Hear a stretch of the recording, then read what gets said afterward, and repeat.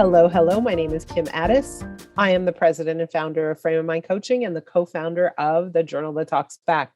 You have just joined the Frame of Mind Coaching podcast, and today is Fridays with Ferne, where I invite my daughter Ferne to come onto the podcast and share some cases with us. Ferne, welcome. Hello. Always a pleasure. Love talking to you. Are you ready? I was just going to ask if you were ready. So today, a few weeks ago, we did a case that kind of turned into a case a little bit about me. So today I wanted to turn the tables and make the case a little bit about you. Okay. So today's case is actually a story from when I was younger. I was praised as a child for some reason for being really good at cutting strawberries. Really random, very specific, but I was really happy with it. I felt very proud. I always wanted to cut the strawberries because I, cut off just enough so that I took off the top, but like not enough to waste half the strawberry. Got it. Yeah. I remember. So one day when I was younger, I think it must have been like 8, maybe. I'm not even sure, but I was younger. I think you were younger. I think you were like 6. Oh, yeah. Okay. Well, I guess you know the story I'm telling. So when I was younger, I was cutting strawberries and I cut myself with the knife. So I started bleeding and I was freaking out a bit because I felt like I had almost disappointed, like I was really good at this task and then I messed it up.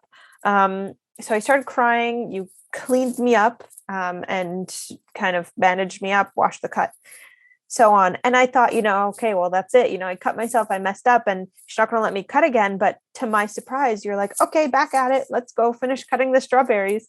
And I was actually delighted because I really wanted to finish this task that I was good at. And so I guess my question now is, in hindsight, I feel like you made the right choice, but what was going through your head? Like, why did you make that decision to make me keep going? How did you know that I wasn't going to cut myself again? Well, I didn't, right? So how do I know if you drive a car that you're not going to have a car accident? How do I know if you travel, somebody's not going to rob you? How do I know that if you go live on your own, you're not going to, I don't know, leave the stove on accidentally and something like, I don't know, right? I don't know that something bad's not going to happen. I never know. We don't know. We don't know that something bad's not going to happen, but that doesn't mean we shouldn't live. It doesn't mean we should oh my God, we did one wrong thing. That means never do anything again.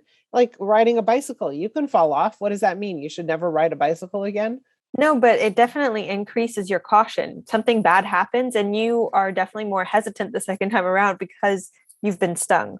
Yes, but your caution will increase if the people around you who love you and care about you and who have influence over you suddenly use that as their reason not to trust you, not to have confidence in you, and to make it into a bigger experience than it needs to be. Right? So my job is to help you feel totally confident. My job is to help you go try things in life and fail sometimes, but then get up and try again. Right? So it's not about preventing failure. We will all fail. It's about being okay that we sometimes fail. Life happens. I failed a million times. Okay. So what does that mean? I should just go lie in bed and stop doing anything? No, it means, okay, I failed. What did I learn from it? What should I do differently next time? Let me go try it again, maybe a little differently next time. Or, right. But for me, it was very important. And I remember that. I remember exactly where you were in the kitchen. I remember exactly that moment. I remember the chair you were sort of standing on, right? I remember the whole thing. And for me, it was very important to de-escalate because you got heightened. You were scared. You started to cry. So for me, it was very important to minimize the situation, to say, okay, so like you cut yourself, big deal. Let's go. We have work to do. And to let you know that this wasn't a tragic event, that nothing terrible actually happened, that people cut themselves sometimes. Okay, put on a Band-Aid. Let's continue our job and our focus.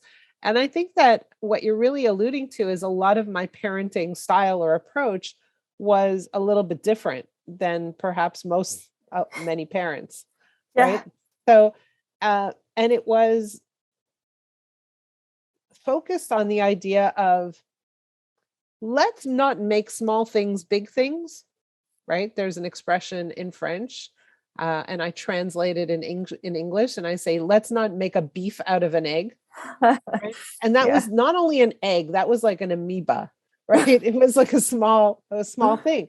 And so it was important for me to show you that I had confidence in you in that moment, and to minimize the event. You didn't cut your finger off. You cut your finger. Okay. So, right? So I think the way we react as parents is very, very important for our kids. It lays a foundation. It leaves a mark. And when So we freak out, what happens? We teach our kids to freak out. We teach our kids to become nervous and anxious when they make a mistake. When we see our kids making a mistake and we have a neutral reaction, we teach them that mistakes aren't the end of the world. so when a little kid, like I imagine a small toddler starts running and he falls down, and I imagine them looking at their parents, and if the parent freaks out, generally the kid starts to cry. Right. But if the parent kind of laughs at the kid starts to kind of laugh as well and brush it off and Right. move on. Or, right, exactly. Oops, you fell. Get up, let's go. Right. Yeah. So yes, the way we react will determine how our kids learn to react. I think, I mean, for me, parenting is one of the most interesting, fascinating subjects, because parents don't realize how important, how vital their behavior is, how much they are teaching without even speaking to their kids. And so it's very important for you to have a high level of consciousness about how you react and respond when your kids do something wrong. I'll give you a totally different example. I am working with someone right now who has a teenage daughter who is not really doing her homework. And the latest unfolding was, he thought she was. She's working in her room. He thought she was doing her homework. And he discovers that she's actually watching YouTube videos. So now what? Should he get angry? Should he freak out? Should he storm and stomp and yell and say, you deceived me. You've been lying to me. Like, why aren't you getting your work done? Like, chances are she's already having a hard time getting her work done for some reason, right? And chances are that she wants to succeed, because we all want to succeed in life. But something's getting in the way. Something's making it hard for her to get it done. Is it just laziness? I don't really think of anybody as lazy. I think that some people struggle sometimes. Maybe they struggle to understand the work. Maybe they feel overwhelmed. Maybe they don't know how to start. Maybe they don't feel confident in their abilities to perform. There are a million things going on here, but him beating her up doesn't make things better. Yeah, right? not physically. Well, physically or mentally, right? Like either way, doesn't increase her level of confidence and feeling like, yes, I can get this work done. It actually diminishes it.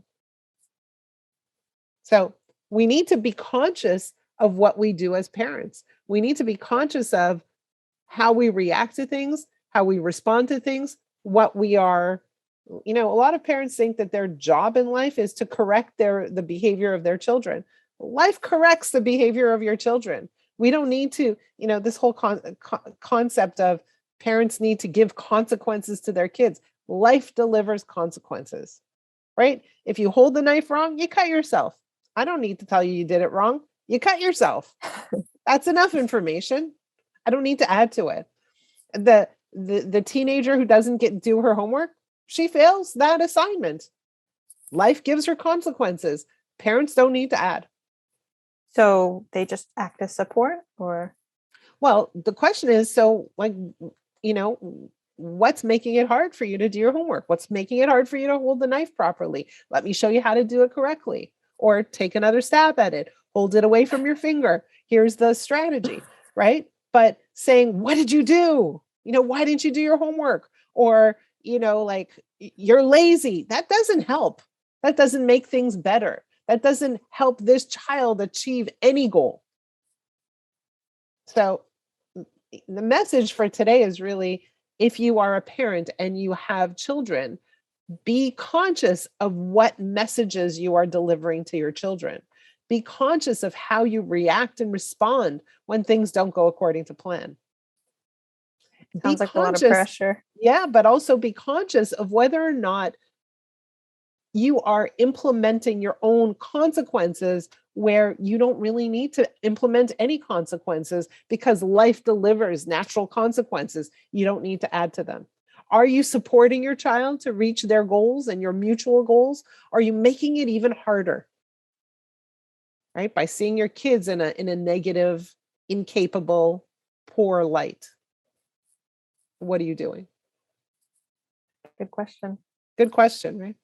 Yeah, definitely. It's interesting to me that you think about the strawberry story to this day. Of course. Yeah, I hurt myself and you didn't, I guess, blow it up. Like, you made me keep going. And I was like 6 years old or something like that. Yeah. I felt good that you trusted me. And I will say this, that what you just said is really important. And so if you are a parent, ask yourself, do I trust my kids? And do my kids know that I trust them? Because imagine that you are your child and you feel like your parents trust you. What will that do to your kids, for your kids? How will it impact the way they grow up and what they end up doing in life? Incredibly powerful. Definitely. I could talk about parenting all day, every day. One of my favorite subjects. I'll be sure to throw in another case about parenting then. Thank you. I appreciate it. This was a great case. Loved it. Loved talking about it. For those of you who have kids and you are struggling with your kids and you're thinking, man, I could really use a little bit of help, please reach out. We love this subject. If you have a case that you want to discuss, also reach out to Ferne. She's collecting cases. Ferne, how do people find you? Please reach out to me by email. You can email me at fernekotlyar@live.com. So that's FERNEKOTLYAR @live.com. And you can reach out to me if you want to discuss anything related to your kids or anything related to your parents for that matter. My email address is kim@frameofmindcoaching.com. Please please share. We are desperately looking for feedback on our podcast and the content we are putting out there. We want to hear from you. Please, please, please reach out. And if you have a young adult who might be struggling and might need a little coaching, please check out the Journal That Talks Back. It is perfect for the young adult in your life. So please take a closer look. We will see you next time. Have a great week. Bye.